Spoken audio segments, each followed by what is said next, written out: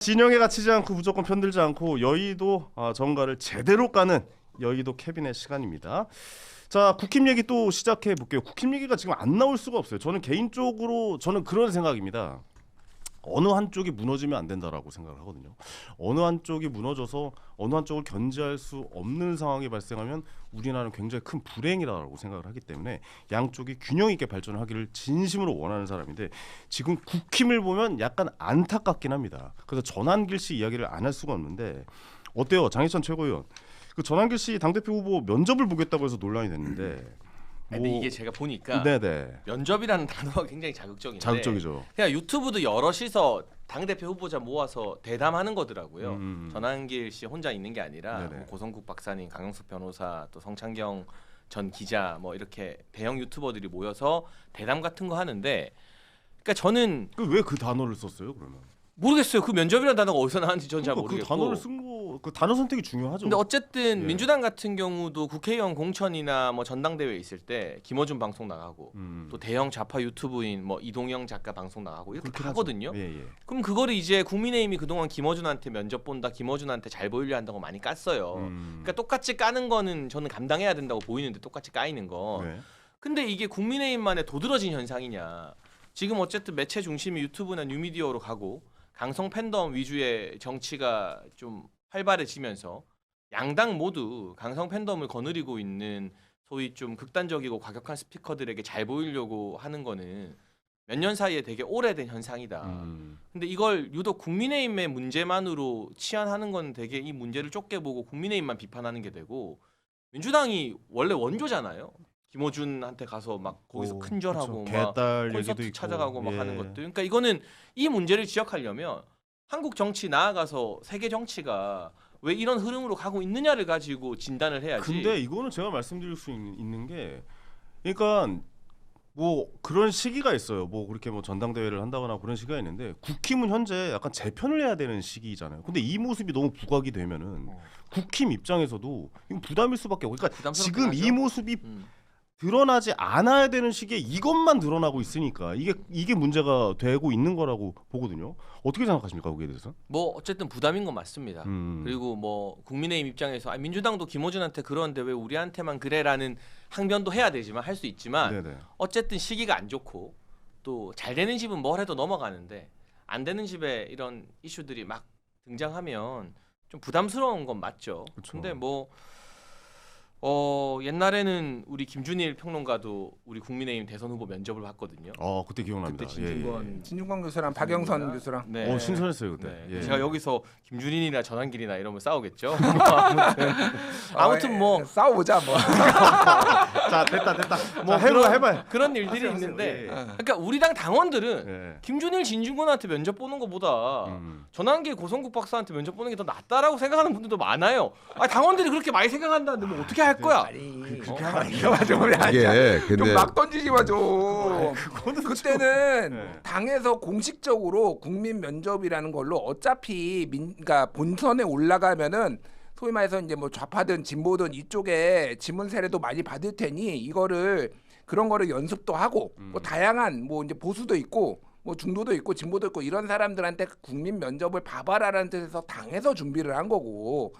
이거는 그러니까 김어준 방송 가는 거하고 차원이 달라요. 왜 그러냐면은 지금 이제 공동으로 한 거잖아. 지금 가수 이름만 들어도 웅장해져. 그러니까 그 멤버들이 전한길, 강용석, 고성국, 성창경 이런 사람들이 지금 와가지고 우파 보수 유튜버 뭐 좋게 보시는 분들도 있겠지만은 기본적으로 다 부정선거 음모론을 얘기하시는 분이에요. 그러니까 전부 다. 맞네요. 예. 그리고 다 윤어게인을 얘기하시는 분들이에요. 그러니까 이 당의 지금 정체성이 도대체 어디로 가고 있느냐 이거를 동일시가 김어준 가는 거하고 똑같이 저는 뭐 김어준 가는 것도 딱히 좋게 보지 않아요. 하지만은 그거는 그 유튜브에서 소위 말해서 모셔가는 거예요. 근데 이거는 지금 사상 검증하겠다라는 거잖아요. 지금 전한길이 나와서 처음에 뭐라고 했냐면은 친한계를 쫓아낼지 내가 물어보겠다.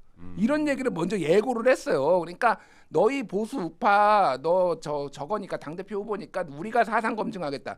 이렇게 오만한 게 어딨나요? 근데 그거를 가서 쫄래쫄래 가는 장동혁은 뭐며 김문수는 도대체 뭐냐라는 거예요. 그러니까 이 당은 정말 어디까지 바닥으로 나락으로 갈 것인가. 이 당의 요즘 이미지는 딱 전한길, 신천지 통일교 제가 만들었어요. 전신통일당이라고 이 당은 지금 이거 어떻게 할 건가 이거를. 그러니까 그러니까요. 그 아직 바닥을 안 봤어요 지금 국민의힘은. 좀 죄송한 말이지만은.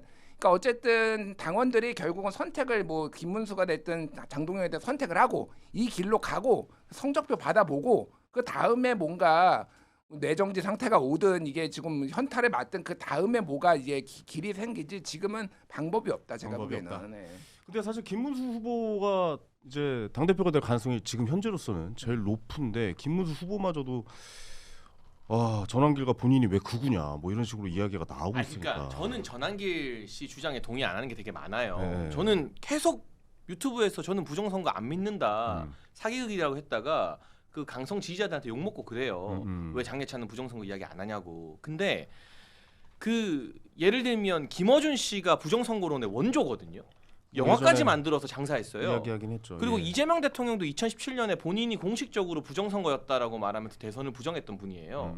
그러니까 이 부정선거라는 게 지는 쪽 일각의 강성 스피커들이 단골로 써먹는 소재예요. 그러니까 저는 동의 안 하고 이게 보수를 망치는 아젠다라고 봅니다. 빨리 여기서 극복해야 된다고 보지만 김어준도 이재명도 했던 부정선거 이야기를 조금 한다고 해서 그거를 이를테면 나쁜 주장이라고 말할 수 있지만 극우라는 단어를 이렇게 남발해도 되는가? 저는 극우라는 거는 인종차별을 하거나 폭력적인 수단을 동반하거나 주장 마음에 안 들면 우리가 쇠파이프 들고 가서 때리자 이게 극우라고 보는 거지. 네네. 이건 단어의 어떤 인플레가 전 너무 좀 심해졌다고 보고 그 차원에서 김문수 후보가 말한 거지 전환길을 지지하거나 전환길을 두둔하는 차원에서 왜 극우냐라고 말한 건 아니라고 봐요. 저는 이제 전환길 씨의 문제, 그러니까 뭐 면접을 뭐 2달밖에 안 된 입당한 지 2달밖에 안 된 당원이 어떻게 면접을 보느냐 이런 문제가 아니고, 그러니까 쟤들도 뭐 김어준이가 하는데 우리는 못하냐 이런 문제 이전에 진짜 보수가 뭔가라는 걸 좀 생각을 해봐야 된다고 생각합니다. 어느 선을 그어줘야 된다고 생각하는 게 뭐냐면은 뭐 저쪽에서도 뭐 극단적인 주장 뭐 나올 수 있는데요. 저희가 이 보수에서 정말 우리 사회 시스템이 그냥 굴러가도록 해야 되는데 그게 필요한 거는 역시 협상과 타협 이런 것들 원칙을 버리면 안 되는데 지금 윤석열 대통령이 가장 잘못한 건 뭐냐면은 군대를 동원해 가지고 협상과 타협이 아니고 군대를 동원해서 무력을 동원해 가지고 의회 기능을 정지를 시키려고 했단 말입니다. 그거는 우리가 보수가 그 부분에 대해서는 용인해서는 안 되는 부분이거든요. 그런데 이 전환기실 같은 경우에는 뭐냐면은 그 계엄에 대해 가지고 타당했다라고 얘기를 하니까요. 그걸 인정하는 거거든요. 그러면 그것이 극단 세력이 아니고 뭐냐 이거죠. 그러니까 우리가 보수를 대표한다고 하는 국민의힘이 그 부분에 있어서는 분명히 선을 끊고 자기 정체성을 갖다가 보여줘야지 이것이 앞으로 나갈 수 있는 것이지. 지금 계엄에 대해서 저런 식으로 타협을 해버리고 뭐 그럴 수도 있는 거 아니냐, 군대 동원할 수 있는 거 아니냐라고 얘기해버리는 순간에 이거는 보수가 아닌 겁니다. 그야말로 우리가 이제 뭐 제가 이런 비유를 보수의 들지만 기준이 약간 좀 무너졌죠. 지금 그렇습니다. 분위기가. 그러니까 우리가 제가 대선 때도 히틀러가 나가고 나니까 스탈린이 등장한다 뭐 이런 표현을 갖다가 쓰려고 했는데 너무 거객하다고 그런 거 쓰지 말라고 그래서 안 썼는데 이준석 대표는 쓰레기차 가고 뭐 분뇨차가 등장한다 이렇게 얘기를 이제 조금 완화해서 표현을 하고 했는데 같은 맥락이에요. 그러니까 우리가 히틀러를 용인할 수 없잖아. 당연하죠. 우리가 같은 편이라고 해가지고 히틀러를 용인할 수 없지 않습니까? 네. 그런 면에서 이걸 갖다가 우리 전환기 씨가 얘기하는 걸 갖다가 어떤 다양성으로 무슨 스펙트럼 중에 극단의 스펙트럼도 우리는 받아들여야 되는 거 아니냐 식으로 얘기해서는 안 된다. 이거는 우리가 분명하게 차단해야 된다. 선을 꺼야 된다. 알겠습니다. 아니 지금 국힘이 저는 개인적으로 좀 걱정돼서 그러는데 김준일 평론가님 그 국힘 지지율이 지금 10%대로 내려갔잖아요. 이거 더 내려갈 것이라고 보세요? 제가 어떠세요? 계속 얘기를 하는데 아직 바닥을 안 봤어요. 아직 바닥이 예, 아니다. 더 내려갈 하방 압력이 더 있다라고 보고 뭐 지금 이런 상황들도 하방 압력인 거죠. 그리고 이제 선거라는 게 특히 이제 결국은 이 평가를 지지율 평소에 뭐 여론조사와 그리고 이제 선거라는 걸로 성적표를 받아들이는 거잖아요. 그러니까 이 지지율은 이제 예비고사 같은 거면은 이제 성적표 받는 선거는 결국은 이제 그게 본고사가 됐든 뭐 수능이 됐든 이런 거잖아요. 네네. 거기에서 지금 상황으로 이길 수가 있을까 국민의힘이? 음. 국민의힘이 어떤 뭐 이제 맨날 어디든 계속 이겨왔던 TK 지역 뭐 이런 데서 지방 선거에서 그런 데는 뭐 수성할 수 있겠지만은 수도권 전멸이에요. 제가 보기엔 거의 한석도 못 얻을 겁니다. 그러니까 진짜 기초단체장 하나 얻기도 힘들 정도로 그 정도로 보세요? 저는 그렇게 봐요. 지금 이대로 그대로 가면은.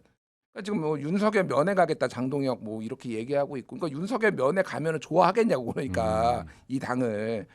그래서 계속 얘기하지만은 당원들이 굉장히 국민의힘 얘기 분들 만나 보면은 당원들이 굉장히 혼란스러워요 지금. 네네. 그러니까 어떻게 해야 돼? 물론 맞아요. 예, 네. 그러니까 분통 터져요 지금. 윤석열이 잘못한 것도 맞아. 그런데 이재명이 저렇게 하고 있는 것도 마음에 안 들어. 뭐 이런 상황인데 그럼 어떻게 해야 되냐 이거. 뭐 어떻게 하면 이길 수 있냐. 막 이런 혼란스러운 상황이에요. 그래서 제가 맞아요, 얘기해 맞아요. 똥인지 된장인지를 먹어보는 수밖에 없다. 네. 김문수, 장동혁 이런 분들을 이끌고 가서 당이 결과를 받아봐서 그 이후에 뭔가 잿더미 속에서 뭔가 이제 희망이 보일 거다. 저는 그렇게 얘기합니다. 아니 이런 상황이 어떻게 보면 개혁신당 입장에선 지금 괜찮은 상황 아니에요? 오히려 보수의 대안으로 개혁신당이 또 드러낼 수도 있잖아요. 제가 최근에 이제 국민의힘 의원들 만나보고 이러면은 네. 아직까지 이제 좀 기대를 갖고 있어요. 그러니까 그 2004년 얘기를 주로 많이 해요. 그러니까 2004년 박근혜 그 대표가 등장할 때 기억해 보시면 아시겠지만은 차떼기 때문에 당이 완전 그 무너진 적이 있었어요. 그래서 여의도에 천막 당사 치고 그래서 다시 살려내고 그런 일도 있지 않느냐. 그러니까 우리도 뭐 그 가능한 거 아니냐 이런 식으로 말씀하시는데 그래서 뭐 이제 지지층들이 미호도 다시 한번 하지 않겠냐 그런 기대를 숨기지 않고 있더라고요. 그런데 제가 봐서는 그때하고 분위기가 바뀌었다. 그리고 구조적으로 좀 바뀌었다라고 좀 말씀을 드려요. 그러니까 뭐냐면은 지지층 자체가 그때는 국민의힘 그때는 새누리당으로 제가 알고 있는데 새누리당이 한나라당이죠. 한나라당이었는데 그 지지층 자체가 대한민국의 주류 세력이었고 지금의 어떻게 보면 6070들인데 그때는 4050들이었어요. 그래서 그분들이 여전히 지지를 해주는 조금 태도를 바꾸니까 지지를 해주는 거 있는데 지금은 그분들이 완전히 빠져나가고 국민의힘은 지지층을 개발을 못했어요. 그런 상황이기 때문에 지지층 자체가 바뀌었다. 그리고 두 번째는 뭐냐면은 총선에서 연달아 두 번을 대패를 하면서 지금 개혁 주체 세력이 사라졌어요. 수도권에서 의원들이 없습니다. 네. 전부 영남 의원들 한 60명이 똘똘 뭉쳐 있어요. 그러니까 그러다 보니까 변화를 좀 거부하는 그런 모습들을 보이고 있습니다. 그리고 아까 말씀드렸다시피 정체성, 이념에서 굉장히 혼란스럽습니다. 자기들이 이런 부분들에서 선을 꺼줘야 되는데 불법 계엄에 대해서는 분명히 선을 꺼줘야 되는데 그러지를 못하고 있습니다. 그런 이유들 때문에 저는 앞으로 국민의힘이 당분간이 아니고 이제는 회복하기 힘들다. 2004년처럼 다시 돌아오기 힘들다. 그래서 앞으로 보수는 개혁신당을 중심으로 해가지고 재편되지 않을까 그렇게 생각합니다. 요 얘기는 꼭 해. 그러니까 이동훈 그 대변인께서 역시 대조선일보 논설위원답게 정확한 그렇죠. 얘기를 해주셨어요. 네네. 뭐냐면은 그 옛날에는 그때 뭐 노무현 정부 때고 김대중 정부 때도 있고 이제 정권도 보수 입장에서는 넘겨줬지만은 주류였어요 그때는. 그리고 인구 구성도 그렇고 전후 세대 이제 전전 세대나 전후에 이제 그 많은 그런 어떤 어려움들을 겪었던 사람들이 보수에 대한 믿음이 확고했거든요. 네. 근데 지금은 완전히 달라요. 그러니까 지금 인구 구성을 쉽게 얘기를 하면 우리나라 대한민국은 지금 그 2차 베이비붐 세대 이게 이제 70년, 71년이 이제 이렇게 정점인데 여기가 100만 명씩 태어났어요. 네. 거기로부터 그 옆에로 이제 72년, 73, 74년에 가면서 97만 명, 95만 명, 93만 명 이런 식으로 해서 여기가 인구가 완전 피크거든요. 여기에 70%가 민주당이지. 이번에 그 40대가 50대가 40대가 70%가 이재명을 찍었어요. 그러니까. 근데 이게 왜 그래? 그 전에는 70%까지 안 갔어요. 이게 윤석열 때문이에요. 그러니까 도저히 이 내란을 일으킨 이 사람들하고는 같이 할 수가 없다라는 약간 민주의식, 그게 이제 노무현 때 있었던 그런 것들이 이제 이게 발휘된 이런 것들이 굉장히 확고한 사람이면서 그 중도 보수 성향도 다 이재명이나 이쪽으로 넘어갔단 말이에요. 그러면은 윤석열을 끌고 안으면 이길 수 있냐고, 이 사람들이 돌아오냐고. 이 제일 인구가 많은 데서 7대3으로 지금 이렇게 되는데, 게다가 진짜 냉정한 얘기지만은 보수를 적극적으로 지시하는 70대 이상은 한 해 30만 명씩 사망해요. 생물학적으로 퇴장을 합니다. 그럼 유입이 됩니까? 2030에서 그 정도로?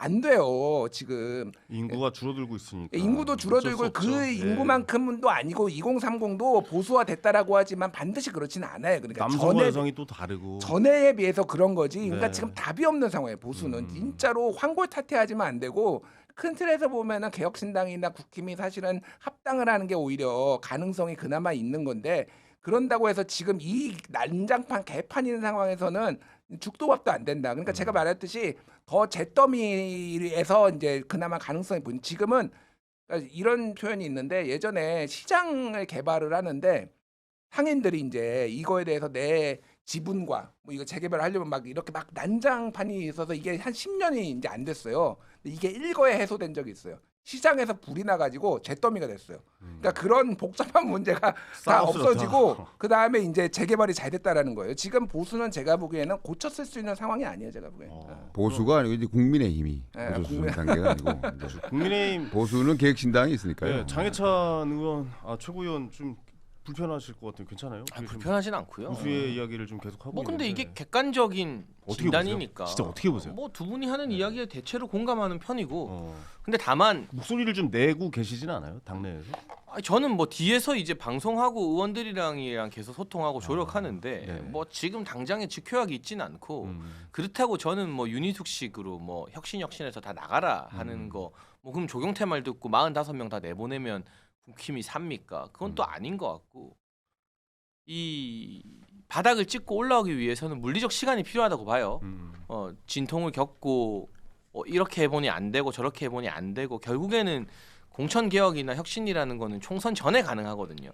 그 어떤 정당도 총선 3년 남았는데 개혁하는 정당이 없습니다. 왜 자기들 일자리가 남아 있으니까 결국 총선 때 이대로면 나도 당선 안 되고 간당간당 하겠다 해야 이제 뼈를 깎는 혁신이 가능해지는 거라서 앞으로 한 2년 동안은 지방선거 이후 또 1년 더는 여러 가지 고민과 방향성을 타진하는 기간인데 그 안에 저는 보수 정계 개편도 들어있을 거라고 보고 진통의 시간을 겪을 거고요. 다만 수도권 중심의 혁신이 필요하다는 것도 맞고 동시에 저는 이번에 대선 보고 지난 민주당의 총선 보고 되게 부러웠던 게 네. 민주당은 일극 체제 아싸라기 밀어주더라고요. 우리가 맨날 언론에서 일극 체제 비판했지만 그냥 누가 주도권 잡으면 이재명 대표 중심으로 쫙 가고 거기 성적표 받아서 확인하고 안 되면 그 일극이 바뀌고 또 그렇게 지독하게 공천 공격을 받아서 날라갔던 박용진, 임종석 같은 사람들도 이번 대선에 이재명 대통령 돕더라고요. 그러니까요. 근데 국민의힘은 어느샌가 이 분열이 약간 DNA가 돼가지고 다 너무 잘난 분들 엘리트들밖에 없어서 곧 죽어도 그 개파 싸움 친이 친박 때부터 싸웠던 것들이 지금 또 친윤 친한 가고 뭐 이제는 친한 반한 가고 이게 정리가 안 되거든요. 그러니까 저는 그것도 좀 국민의힘이 새로 태어나는 과정에서 이렇게 개파 분열 거듭하는 것 내부 네. 총질이라는 것도 뭐 어떻게 보면 고질병화가 되어 있고 그런 부분에 대한 여러 가지 고민들과 여러 가지 시도와 모색들이 한 2, 3년은 더 있어야 될 거라고 봅니다. 2, 3년은 더 개혁에 있어서 좀 시간이 걸릴 것이다. 뭐 이렇게 말씀해. 요즘 그 김재섭 의원이랑 김용태 의원은 좀 잠잠하네요. 이렇게 뭐 안 드러나고 있죠. 그래도 의정 활동 조용하고 열심히 있네요. 하고 뭐 답이 없으니까. 그렇지 답이 않겠어요. 없으니까. 뭐 그분들이 왜 모르겠어요. 지금 답이 없는 상황을 알고 있어요. 근데 저는 그런 건 좀 아쉬워요. 어쨌든 30대 기수로 국회의원이 된 거잖아요. 네. 30대 국회의원 중에 인지도가 제일 높은 게 국민의힘 내부에서는 김재섭, 김용태 쌍김이잖아요. 그렇죠. 그러면은 아사리판이든 뭐든 전당대회에 깃발 들고 나와가지고 당선이 안 돼도 좀 메시지를 내고 이 아젠다 제시를 하면서 정치인으로서 그 볼륨을 키워나가야 되는 건데 다들 너무 어려운 판에서 평론만 하니까 그러니까 그런 거는 어쨌든 김재석, 김용태 두 분한테 좀 아쉬움이 느껴지는 것 같아요. 그러니까 이준석 대표가 늘 하는 말이 이준석 대표가 제일 잘하는 게 뭐냐면 옆에 있는 사람 출마 부추기는 거거든요. 무조건 출마하라요. 뭐 되든 안 되든 무조건 출마해야 되고. 근데 한 30분 이야기하면 내가 출마하는 게 맞고 내가 출마 안 하면 역사에 죄를 짓는 것 같은 기분이 들어요. 막 저보고도 이번 전대에 너 무조건 최고위원 나가야 된다 하고 막 그랬어요. 근데 그 말이 또 맞는 게 정치인은 결국 선거 피하면 못 그렇죠. 커요. 네. 한동훈 전 대표는 맞아야죠 이번에 정면으로. 출마 안 해가지고 손해가 되게 막심할 거예요. 음. 계산기 두들 때 출마 안 한 거지만. 그래요. 되든 안 되든 출마해서 아젠다를 던지고 평가받고 떨어지면 떨어지는 대로 되면 되는 대로 그렇게 해서 크는 게 정치인이지. 지금은 때가 아니고 시기가 아니고 기다리다가 그 다음번 기회에 절대 그 찬스가 안 오거든요. 그래서 저는 그 개혁을 주장하는 젊은 김용태, 김재석 같은 사람들은 이제 그 정도 인지도면 어려운 선거 나와가지고 저는 대표 나오고 막 해야 되는 게 맞다고 봐요. 워낙 진흙탕이니까 지금 약간 잠깐 좀 떨어져 있는 거 아닌가라는 생각도 들기도 하고 어쨌든 그 국힘의 그 개혁이 좀 제대로 이루어져서 좀 균형 있는 발전, 여야가 좀 균형 있게 좀 갔으면 견제하는 기능으로 갔으면 좋겠다라는 생각이 들고 마지막으로 민주당 얘기 좀 짧게 하고 마무리 짓도록 하겠습니다. 민주당도 지금 전당대회 이제 당 대표 뽑겠죠. 근데 결과가 사실 좀 박찬대 후보가 약간 좀 올라오면서 팍빙이 될 줄 알았는데 사실 결과는 좀 나와 있는 걸로 보여요. 어떻게 평가하신지 김준일 평론가부터 한 말씀 좀 해주시죠. 그러니까 이게 이제 전체적인 판이 우리가 다시 한번 확인할 수 있는 거는 뭐 국민의힘도 지금 그렇지만은 민주당도 그 유튜브를 중심으로 이렇게 진영 스피커들에게 얼마나 인정받느냐가 중요해진 것 같아요. 그리고 이제 정청래 의원은 굉장히 오래 전부터 사실은 이제 최근이 아니라 굉장히 오래전 10년 이상을 그런 진영의 어떤 스피커 역할을 하는 그쪽 채널에 나가서 계속 했거든요. 그리고 굉장히 순발력이 좋아요. 의정 활동하면서도 순간순간 올립니다. 그 되게 재밌으세요 이분. 재밌어요. 사석에서도. 재밌고 그 또 강성 발언도 많이 하지만은 이게 머리가 영민하다 약간 그런 생각이 들어요. 그래서 이렇게 뭐 그 게시판 같은 거 민주당 지지자들 많이 나오는 게시판들 딴지일보 게시판 이런 거 수시로 보면서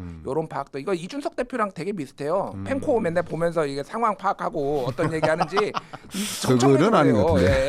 그러니까 제가 말하는 건 뭐냐면은 쌓인 누적 기간이 있는 거예요. 박찬대 의원이 원내대표도 하고 하지만은 당원들에게 보여지는 거는 어쨌든 그리고 요게 요렇게 된 상황이 또 하나가 있는 게 민주당의 모 의원이 이재명 대통령한테 이런 얘기를 했대요. 태종의 리더십을 하면 좋겠다. 정권 초반 그리고 뒤에 세종이 되라. 태종의 리더십은 뭐냐면은 소위 말해서 세게 나가는 거예요. 그러니까 철권 통치 같이 그러니까 세게 나가고 그 다음에 조금 했으면 좋겠다라는 건데 반대로 세종이 먼저 된 것처럼 이제 얘기를 하다 무슨 얘기냐면은 이재명 대통령 입장에서는 처음에 지지율 격차가 생각보다 안 났어요.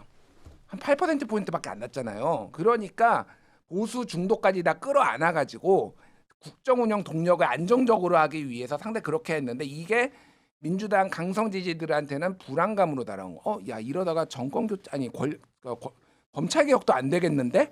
그러니까 더 센 사람을 찾게 되는 정청래라는 센 사람을 찾게 되는 이런 이 내부의 역학관계가 있는 거예요. 그래서 지금 25%포인트 권리당원에서 차이가 났거든요. 네. 지금까지 그거보다는 좁혀질 것 같고 저는 한 58대 42로 끝날 것 같아요. 그렇게 박빙으로 아니 가능성이 박빙은 있어요? 아니죠. 아니 그래도 그 정도 많이 줄어든 거잖아요. 왜냐하면 대의원이 15%, 국민 여론조사가 30%인데 권리당원은 꽤 차이가 나는데 대의원은 의원들이 한 7대 3에서 8대 2 정도 박찬대 의원 쪽으로 있거든요. 굉장히 많아요, 솔직히. 그러네요. 예. 박찬대 의원이 훨씬 많으니까 대의원은 어느 정도 의원들의 영향력이 있다라고 보고 그리고 국민 여론조사도 그 생각보다 차이 많이 안 날 거예요. 예, 그래서 저는 한 58대 42나 50 뭐 그 정도는 이제 끝날 것 같다. 알겠습니다. 예.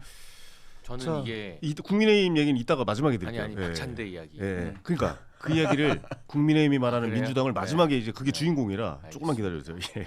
이동훈 대변인께서 어떻게 보세요? 민주당 전당대회 결정 난 거라고 보시죠? 뭐 그렇다고 하더라고요. 그래서 네. 이제 제가 이제 과거에 이제 대통령이 되고 나가지고 여당이 되고 나가지고 당 대표 여당 대표를 누가 하느냐가 굉장히 중요하잖아요.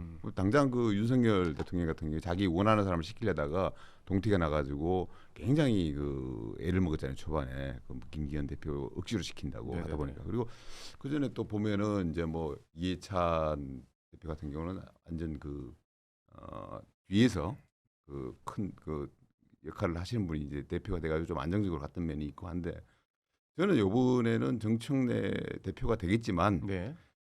대통령이 이재명 대통령이 원하는 사람은 박찬대 후보일까요? 원내대표였다. 후보일 것 같은데 그래서 원하는 사람은 두 분이 되게 친해 보이더라고요. 뭐 농담도 많이 하고 그렇죠. 예, 그러니까. 장난도 치고 서로 웃으면서 막 그런 모습 많이 대통령이 보였어요. 원하는 사람을 시키고는 싶지만 네. 그럴 영향이 안 되고 또 그렇게 하고 싶지 않은 것 같아요. 그랬을 때 저는 박근혜 대통령 때 그런 적이 있었어요. 그러니까 김무성, 서청원이 붙어가지고 네. 서청원 대표를 박근혜 대통령이 시키고 싶은데 그게 여의치 않은 거예요 구조적으로. 네네. 그래서 김무성 대표가 됐어요.